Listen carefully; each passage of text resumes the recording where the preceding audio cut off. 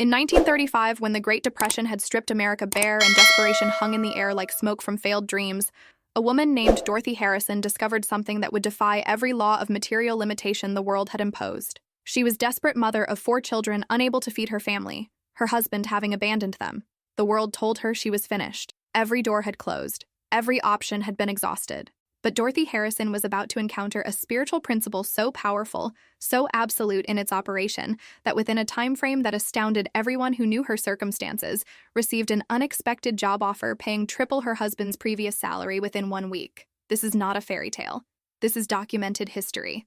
And the principle Dorothy Harrison learned is exactly what we're exploring in Stop Doubting. Speak, this before midnight. December 31st, Florence Scovel. Florence Scovel Shinn sat across from desperate people every single day during those Depression years, and what she taught them wasn't positive thinking or wishful hoping or trying to stay optimistic despite impossible circumstances.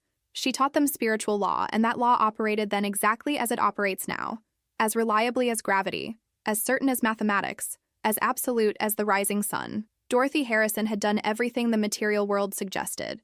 She had worked harder than anyone around her. She had sacrificed everything she had. She had prayed desperately, begged God for relief, pleaded with the universe for mercy.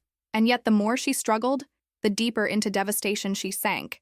This is the paradox that Florence Scovel Shinn understood, and that the conventional world even today fails to grasp. The very act of struggling with money, of treating it as something scarce to chase or beg for, creates the energetic frequency that repels it. The desperation itself becomes the barrier. The fear of lack manifests more lack. The consciousness of poverty perpetuates poverty. Shinn met Dorothy Harrison in a modest New York apartment, the sounds of desperate footsteps echoing from the streets below where thousands searched daily for work that didn't exist. She looked at this broken woman and spoke words that would transform everything. The teaching behind Stop Doubting. Speak, this before midnight. December 31st. Florence Scovel represents one of the most revolutionary principles ever articulated about the relationship between human consciousness and material supply. It challenges every assumption modern society holds about wealth creation. It reverses the entire paradigm of earning, deserving, and receiving. And most importantly, it works with a consistency that defies material logic. Shinn explained to Dorothy Harrison what would become the cornerstone of a teaching that has now transformed millions of lives across nearly a century. Money, she said, is not something you pursue. It is not something you work for in the traditional sense of trading time for dollars. It is not something you attract through positive thinking alone, or through vision boards, or through hoping really hard that the universe notices your need. Money is spiritual substance that responds to spiritual law, and that law operates through the power of the spoken word combined with absolute inner knowing, not believing, not hoping, knowing. The distinction Shinn made was critical, and Dorothy Harrison had to understand it at a depth beyond mere intellectual agreement. Dorothy Harrison had been speaking words about money her entire life, but every single word had been spoken from a consciousness of lack. Even when she tried to be positive, even when she attempted affirmations, the words carried the vibrational signature of absence, of wanting, of separation from the thing desired. She would say things like, "I hope money comes to me," or "I wish I had more," or "I'm trying to manifest abundance." Each of these statements, Shinn explained with precision, carries within it the frequency of not having, of lack, of distance from the desired reality.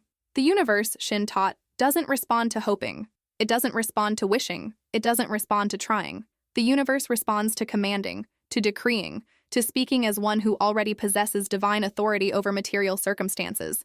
This isn't arrogance. This isn't presumption. This is understanding your spiritual identity as an heir to infinite supply, as a focal point through which divine substance takes form, as a creative being whose word carries the same power that brought worlds into existence.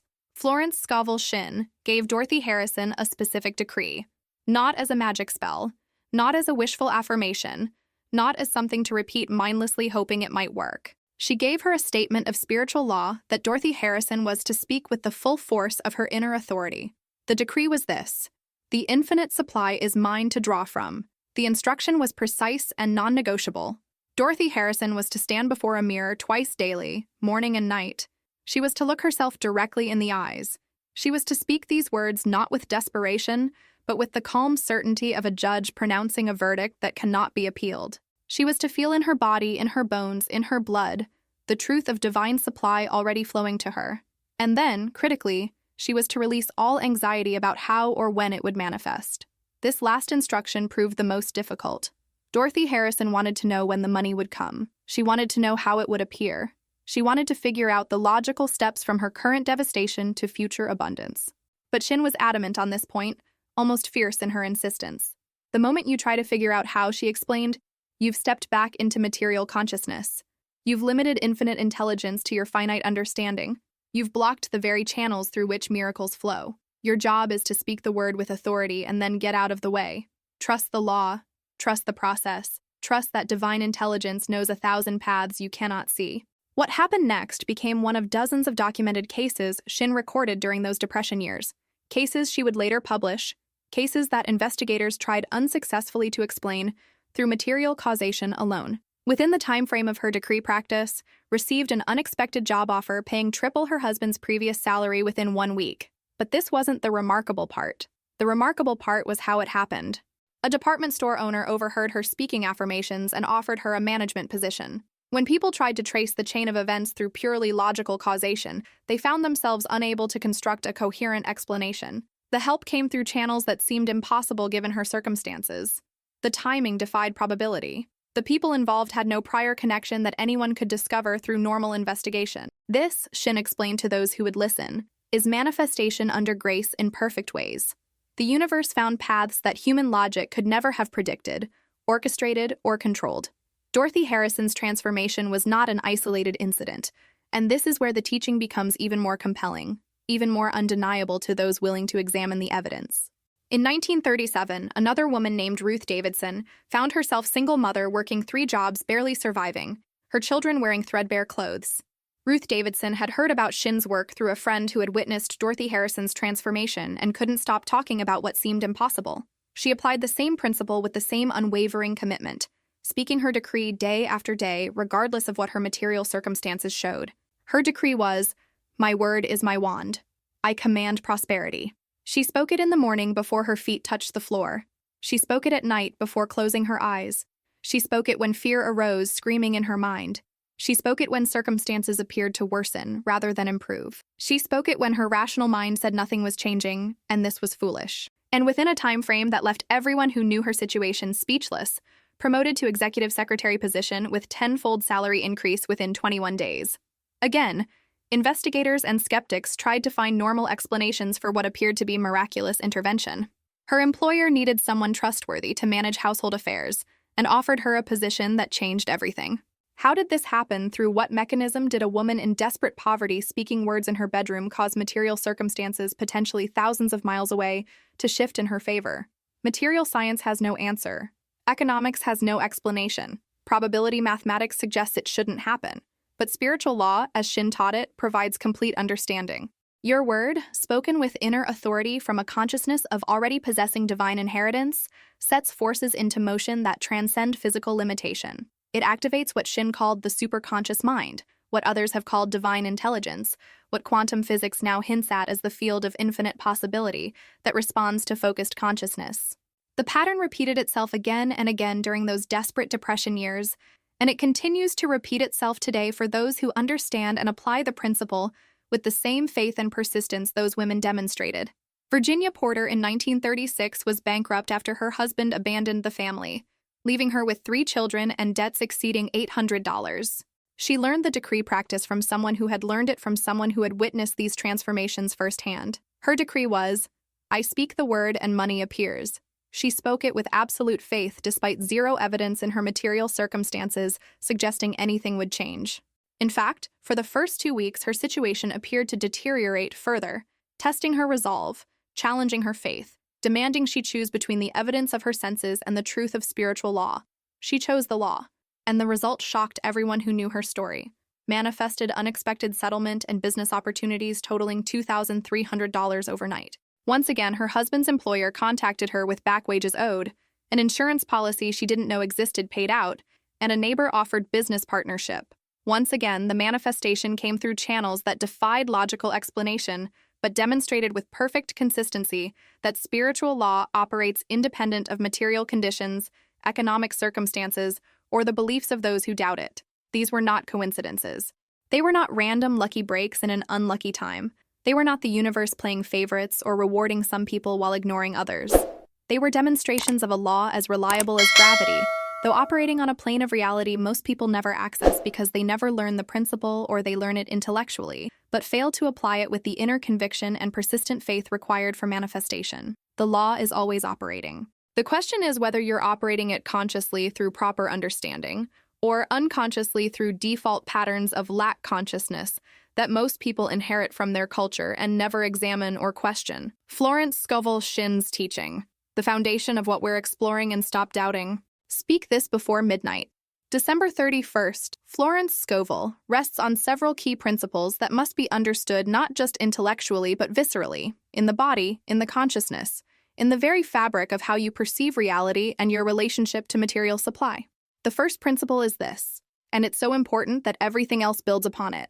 Your word is not a request. Your word is not a suggestion to the universe. It is not a hope or a wish or a prayer in the conventional sense of asking a power outside yourself to maybe grant your desire if you're good enough or deserving enough, or if it fits into some divine plan you can't understand. Your word is a creative force that sets spiritual law into motion with the same certainty that flipping a switch sets electrical law into motion. When you truly understand this principle, when you grasp at a cellular level that your spoken word carries the same creative power that brought galaxies into existence, everything in your relationship with money and abundance changes fundamentally. Most people speak to money as beggars approaching a wealthy stranger for spare change. They approach God as if petitioning a stingy parent for allowance that might be granted or might be withheld based on mood or merit. They affirm prosperity while secretly, deeply believing it might not come, certainly not for them, certainly not in time, certainly not in the amount needed to solve their problems. This divided consciousness, this speaking one thing with the mouth while feeling another thing in the heart, this house divided against itself as the ancient wisdom describes it, creates what spiritual teachers call mixed signals to the universe. The words say abundance and prosperity. The feeling underneath screams lack and fear and unworthiness. And the universe, responding not to the words alone, but to the total energetic signature of the entire message including conscious and unconscious components, manifests confusion, delay, partial results, or nothing at all. This is why Shinn was so insistent, almost fierce in her insistence to the point that some students found her demanding, on the quality of consciousness from which you speak your decrees. She would tell her students, sometimes gently when they were receptive, sometimes with startling directness when they needed to be shaken from their mental laziness, you are not begging the universe for money as if you were unworthy and the universe might take pity on you. You are not hoping God will notice your need and maybe do something about it if he's not too busy with more important matters than your trivial financial concerns. You are commanding the substance of infinite supply to take form in your specific experience. This is your divine right as a child of the infinite. This is spiritual law that operates as impersonally and reliably as the law of gravity operates regardless of who invokes it or whether they understand the physics. And when you speak from that place of inner authority, from that consciousness of already being an heir to infinite abundance rather than a beggar hoping for crumbs, from that knowing that divine supply is your natural inheritance rather than something you must earn or deserve, the material world must reorganize itself to match that inner reality. Must, not might, not maybe, must. The second principle Shinn taught, and this principle is at the very heart of stop doubting. Speak this before midnight. December 31st. Florence Scovel, and essential to understanding why the teaching works when properly applied, is the reversal of the master-servant relationship most people unconsciously accept regarding money. In the conventional paradigm that dominates human consciousness and creates most of the suffering people experience around finances, humans serve money. They sacrifice their time for it, trading the irreplaceable hours of their lives for dollars. They sacrifice their health for it, destroying their bodies and minds in pursuit of financial security that always seems just out of reach no matter how much they accumulate. They sacrifice their relationships for it, choosing overtime and extra shifts over time with family and friends. They sacrifice their peace of mind for it, lying awake at night worrying about bills and debts and future security. They sacrifice their very souls for it, compromising their values and accepting situations that violate their integrity because they believe they have no choice, they must have the money. They allow money to dictate where they live, what work they do, what dreams they abandon, what compromises they make with their conscience.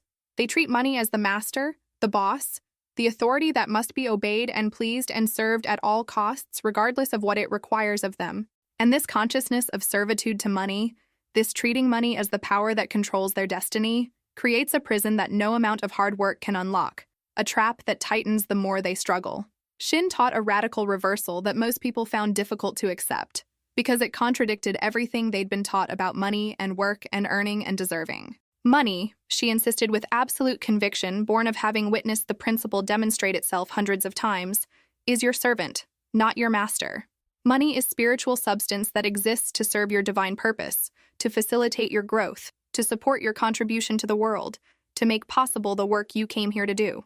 When you understand this truth at a depth that transforms how you think and feel and speak about money, when you truly shift from servant consciousness to master consciousness, everything in your financial reality begins to transform in ways that seem miraculous to those who don't understand the principle. This doesn't mean you become lazy or irresponsible or entitled. It doesn't mean you sit around expecting money to appear while you do nothing. It means you understand that your value isn't measured by hours worked or effort expended or how much you sacrifice and struggle. Your value comes from your divine identity, from who you are in spiritual reality rather than what you do in material reality. And from that place of inner worth that doesn't depend on external circumstances or achievements, you attract material supply not through struggle and desperation, but through alignment with spiritual law. You work, yes, but from inspiration rather than desperation. You create value, yes, but from overflow of your gifts rather than from the emptiness of need. You serve others, yes, but from wholeness and abundance rather than from lack and fear. And money responds to this consciousness, to this energetic signature of confidence and inner authority, with an ease and flow that those trapped in servant mentality, those convinced they must struggle and sacrifice to be worthy of receiving, can never experience. The third principle underlying stop doubting. Speak this before midnight, December 31st. Florence Scovel, and essential to successful application of Shinn's teaching, is what she called the law of non-resistance. This principle confuses many people initially because it seems counterintuitive to everything they've been taught about achieving goals and overcoming obstacles. Most people, when facing financial lack or any problem, resist it with every fiber of their being. They fight against it mentally and emotionally. They resent it and hate it and rail against the unfairness of it. They fear it and obsess about it, and let it dominate their thoughts from morning until night. They talk about it constantly, reinforcing it through attention and emotional energy. And this resistance, this mental and emotional pushing against current circumstances, this fighting and hating and fearing what is, actually strengthens and perpetuates those very circumstances through a spiritual law that most people don't understand. What you resist persists.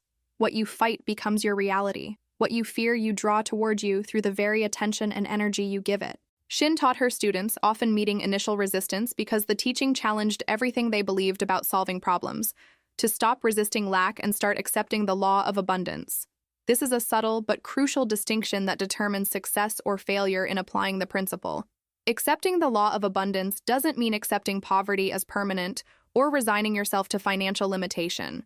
It means accepting that you are currently in a temporary experience of lack, that this experience has no power except what you give it through resistance and fear, and that you are free at any moment to shift your consciousness to abundance and watch material reality shift in response to that inner change. She taught them to bless their current circumstances rather than curse them, to give thanks for whatever they had, no matter how little it seemed, and to speak their decrees from a place of peace rather than panic. Panic about money creates more circumstances to panic about. Peace creates the inner space for miracles to emerge and material conditions to rearrange themselves.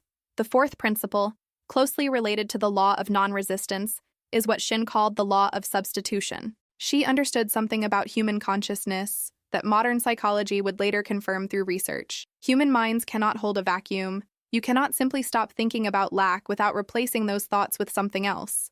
The void will fill itself, usually with more thoughts of lack, because those are the established neural pathways, the mental habits of a lifetime. The key, the practice that makes all the difference between those who successfully transform their financial reality and those who try the teaching and conclude it doesn't work, is to substitute thoughts and words of abundance for every thought and word of lack the very moment they arise. When fear whispers there's not enough, you immediately speak your decree of divine supply. When worry says, "How will I pay this bill?" you immediately affirm that all your needs are met under grace in perfect ways. When doubt says this isn't working, nothing is changing, you immediately declare that spiritual law is always working regardless of current appearances and your good is already on its way. This substitution must become automatic, immediate, non-negotiable, a reflexive response that doesn't require conscious decision. It's a discipline, Shinn readily admitted, especially in the early stages of practice when old patterns of lack consciousness have deep grooves in your mental habits, and the new patterns feel forced and unnatural. But as you practice this substitution consistently, catching every thought of lack and immediately replacing it with a thought of abundance, catching every word of fear and immediately substituting a word of faith, the grooves of abundance consciousness deepen. The neural pathways strengthen, the new patterns become natural, and eventually, speaking from abundance becomes as automatic as breathing, as natural as your heartbeat. This is when manifestation accelerates dramatically. This is when what seemed like miracles requiring tremendous effort become your normal experience with no sense of struggle. This is when you've truly shifted from lack consciousness to prosperity consciousness. The fifth principle, demonstrated clearly in the lives of Dorothy Harrison, Ruth Davidson, and Virginia Porter, is faithful persistence despite zero evidence. Every one of these women spoke their decrees day after day, when nothing in their material circumstances had changed or in some cases had actually worsened. Bills still came due, deadlines still approached, creditors still demanded payment, hunger still gnawed, pressure still mounted from every direction. And through it all, they kept speaking their decrees. They kept affirming abundance. They kept decreeing prosperity. They kept maintaining the consciousness that their word was law and divine supply was already flowing to them despite what their physical senses reported. This persistence in the face of contrary evidence, this faith that continues when sight provides no confirmation, this is where most people fail in applying Shinn's teaching, and where the ones who succeed distinguish themselves. People speak their affirmations for a few days, maybe a week if they're particularly determined, and when nothing immediately changes in their bank account or bill situation, they conclude the teaching doesn't work for them or isn't as powerful as advertised. They go back to worrying, to struggling, to speaking from lack and fear. They don't understand what Shinn taught clearly and repeatedly. There's a gestation period in manifestation just as there's a gestation period in physical birth. You don't plant a seed today and dig it up tomorrow to see if it's growing. You trust the process that's invisible to your eyes but absolutely reliable in its operation. You keep watering the seed. You keep providing the right conditions of sunlight and soil. And in proper time, according to laws you may not fully understand but can absolutely rely upon because they never fail, the seed breaks through the soil and becomes the plant you intended when you planted it. Shinn taught that the moment you speak your decree with genuine inner authority, the seed is planted in the invisible realm where all manifestation originates. Spiritual forces are set in motion. Divine intelligence begins the work of orchestrating circumstances, connecting people, arranging events, opening channels through which your spoken word can take material form. But this process, this invisible work happening in dimensions beyond your physical perception, operates on its own timeline, which is always perfect even when it doesn't match your impatience or your sense of urgency or your deadlines. Your job, your only job in the process, is to keep speaking your decree with unwavering faith. Keep affirming abundance regardless of what you see. Keep holding the vision of prosperity despite what your bank statement shows. Keep maintaining prosperity consciousness no matter what your current circumstances scream at you.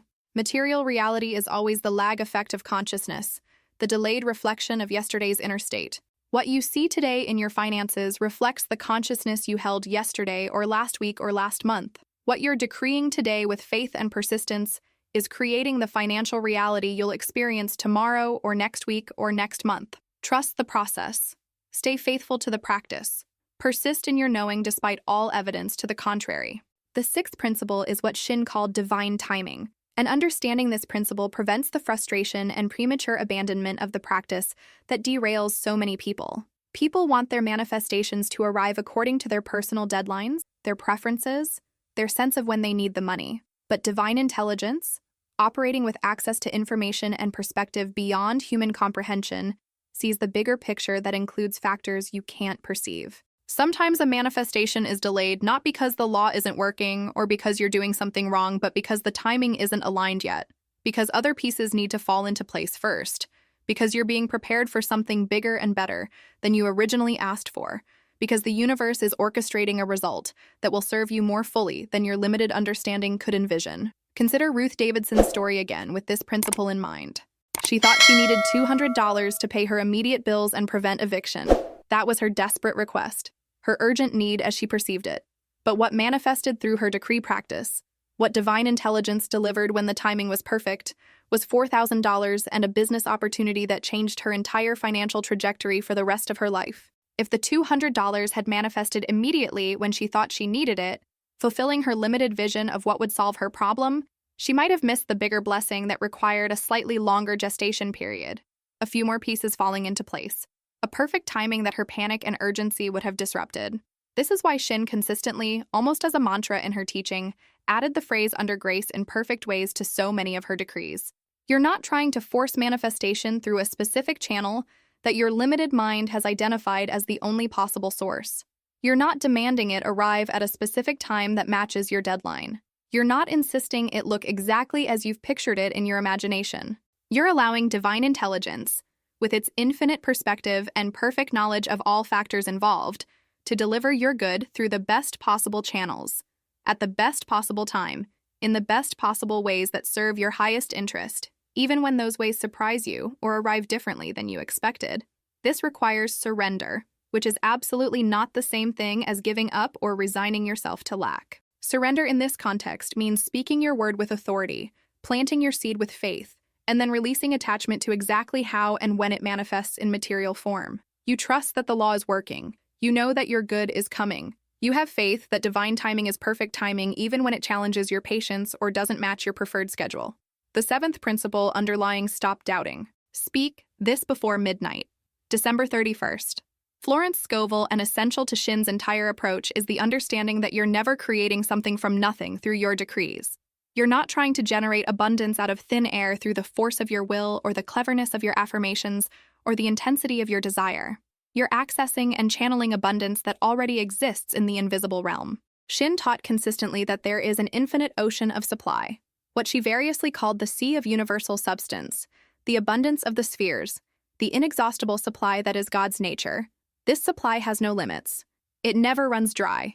It never diminishes, no matter how many people draw from it. It exists independent of economic conditions, stock market performance, employment rates, depressions, recessions, or any material circumstance.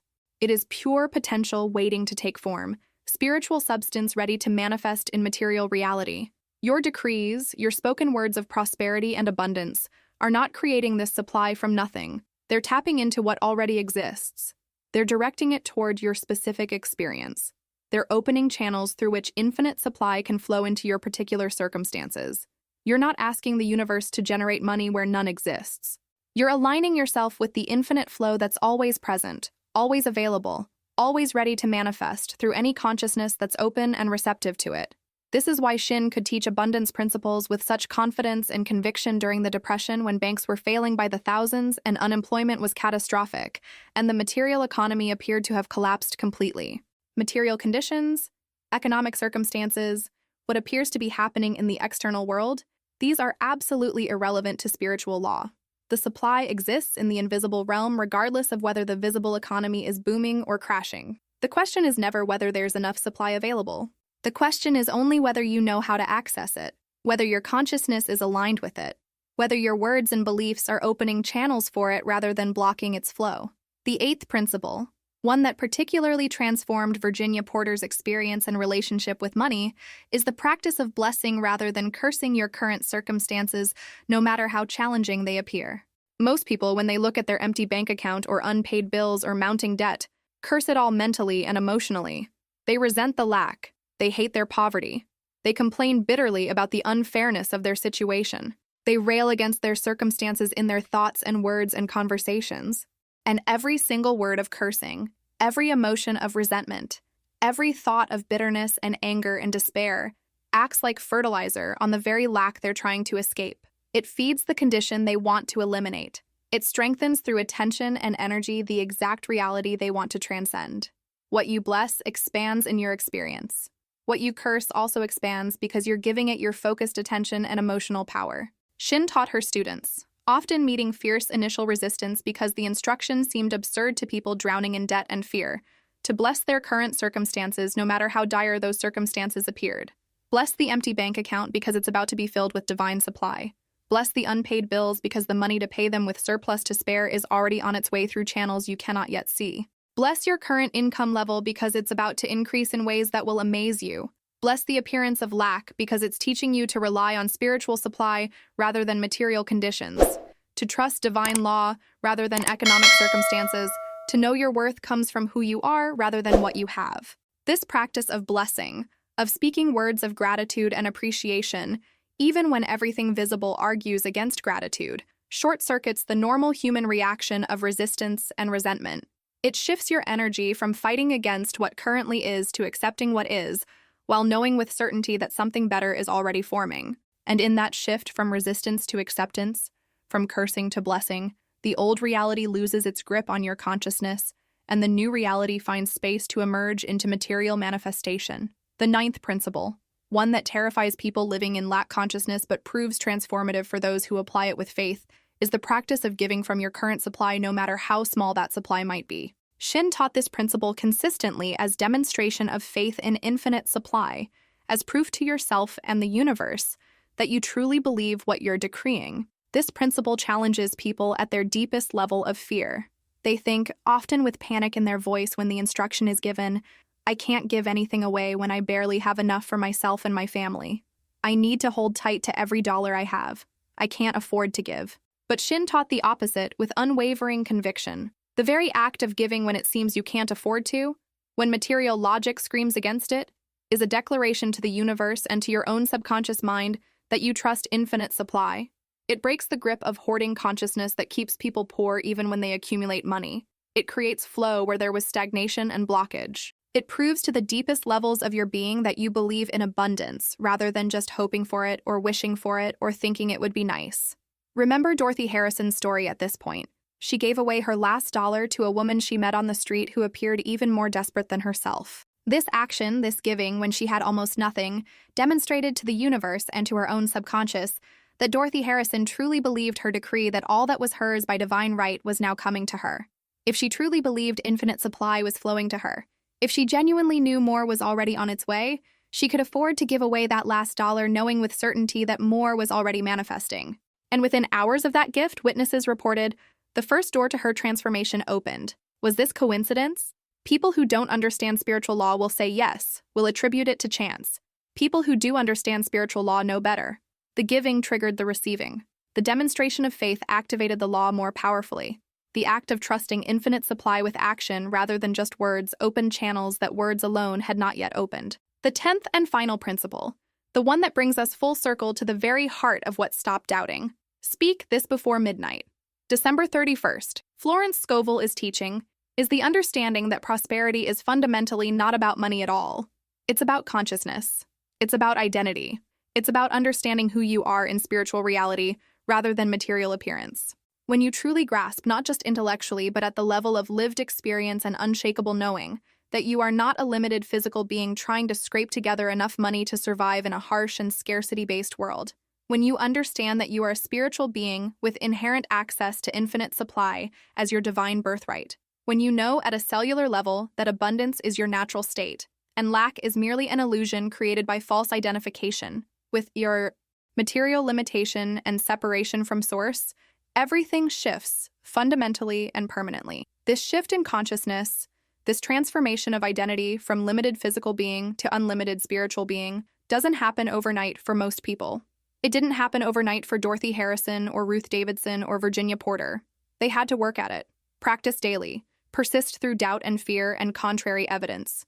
But it did happen, through daily disciplined practice of their decrees, through faithful persistence despite circumstances, through consistent substitution of abundance thoughts for lack thoughts every single time, through blessing rather than cursing their current reality, through giving rather than hoarding even from poverty, through surrender to divine timing rather than forcing their preferred timeline, through trust in spiritual law rather than dependence on material conditions. And as the shift in consciousness deepened day by day, as the new identity took root and the old identity lost its grip, material reality reflected that shift with increasing precision and speed until the manifestations became undeniable even to skeptics. This is what stopped doubting. Speak this before midnight. December 31st. Florence Scovel is ultimately teaching not just techniques to manifest money, though the techniques absolutely work when applied correctly with proper understanding. Not just affirmations to repeat mechanically, though the decrees carry tremendous power when spoken from the right consciousness. Not just inspirational stories of Depression-era miracles, though those stories prove beyond doubt the reliability of spiritual law operating across all economic conditions and time periods. This teaching is fundamentally about transformation of your entire relationship with money, with supply, with abundance, with your own divine identity and inherent worth. It's about moving from the consciousness of a beggar, hoping for mercy, to the consciousness of an heir claiming their inheritance. From servant of money to master who commands money to serve divine purpose. From victim of circumstances beyond your control to conscious creator of reality through the power of your spoken word, aligned with unchanging spiritual law. The women whose stories we've examined in depth didn't just receive temporary financial relief that solved their immediate crisis. They received something far more valuable and permanent. They received proof that they were not helpless victims of economic forces beyond their control. They discovered that regardless of what was happening in the world around them, in the stock market, in the banking system, in the employment situation, they had access to a supply that transcends all material conditions. They learned that their words, when spoken with inner authority and backed by unwavering faith and persistent practice, set forces into motion that material science cannot explain, but spiritual law absolutely guarantees. And in that discovery, they found not just financial relief, but spiritual liberation from fear, from limitation, from the prison of lack consciousness that had defined their entire previous existence. This same liberation, this same transformation, this same access to infinite supply through spiritual law is available to you right now in this moment, not because you're special or chosen or more deserving than others, not because you have some unique gift or talent, but because spiritual law is completely impartial. It works for anyone who understands it correctly and applies it faithfully. You don't have to be religious in any traditional sense. You don't have to believe in God according to any particular theology. You do have to understand and accept that there are laws governing the relationship between consciousness and material reality, that these laws are as reliable and predictable as physical laws like gravity, and that your word, your spoken decree, when originating from a consciousness of inner authority and abundance rather than begging and lack, activates these laws in your favor with absolute certainty. Start exactly where Dorothy Harrison started on that desperate day when she had $3 and an eviction notice. Choose a decree that resonates with your spirit. Speak it twice daily, morning and night, with as much conviction and inner authority as you can muster in this moment. Don't worry if you don't fully believe it at first. Don't be concerned if doubt arises. Faith grows through practice. Conviction deepens through repetition. As you speak your decree consistently day after day, as you begin to catch yourself in thoughts and words of lack and immediately substitute thoughts and words of abundance, as you practice blessing your current circumstances while knowing with certainty that better is already forming, as you give from whatever you have as demonstration of your faith in infinite supply, you will begin to notice shifts in your experience. Small at first, perhaps. An unexpected check arriving. A bill mysteriously reduced or forgiven. An opportunity appearing from an unlikely source. A gift from someone you barely know. Money found. Debt canceled. Income increased through means you didn't orchestrate. These small shifts, these initial manifestations, are the universe confirming that you're on the right track. They're evidence that the law is responding to your new consciousness. Don't dismiss them as mere coincidence or luck or random chance. Receive them with deep gratitude as confirmation that spiritual law is working in your experience. Let them strengthen your faith. Let them deepen your conviction. Let them fuel your persistence in the practice even when bigger challenges remain. And as you continue the practice with increasing faith and deepening conviction, the shifts accelerate.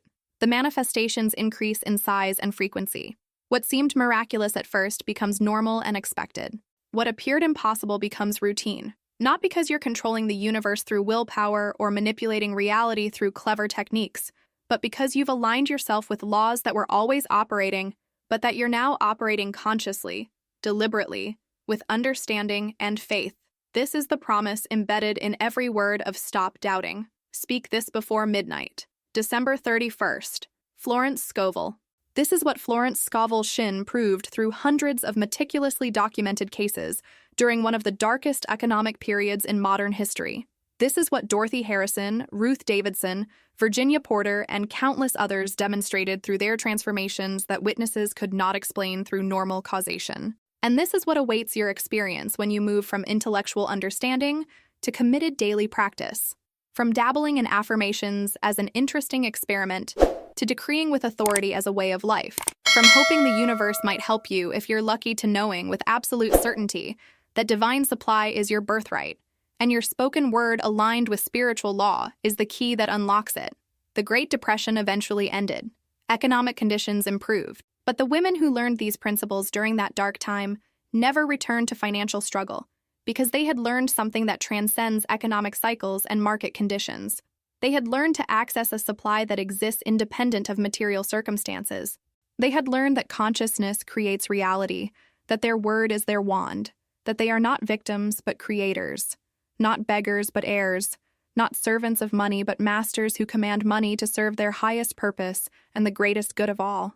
This consciousness, once truly achieved and anchored in your being, becomes permanent. It survives recessions, depressions, market crashes, job losses, and any other material circumstance you might face, because it's rooted not in the shifting, unstable sands of the material world, but in the eternal, unchanging law of infinite supply, responding with mathematical precision to awakened consciousness. Take what you've learned here not as interesting information to file away, but as a practical blueprint for total transformation. Apply it with the same dedication and faith those Depression-era women applied it when their very survival depended on it. Speak your decree with the same unwavering conviction despite contrary appearances. Persist with the same determination through doubt and delay. Bless your current circumstances with the same grace and wisdom. Give from your current supply with the same trust in infinite abundance. And watch, as they watched with amazement and gratitude, as spiritual law demonstrates its absolute reliability in your unique experience, transforming not just your bank account, but your entire relationship with money, with abundance, with scarcity, with fear, and most importantly, with your own divine identity as an heir to infinite supply, whose word, when spoken with true authority and backed by unwavering faith, moves mountains that material logic declares immovable and manifests miracles that the world calls impossible, but spiritual law knows as simply the natural operation of consciousness aligned with truth.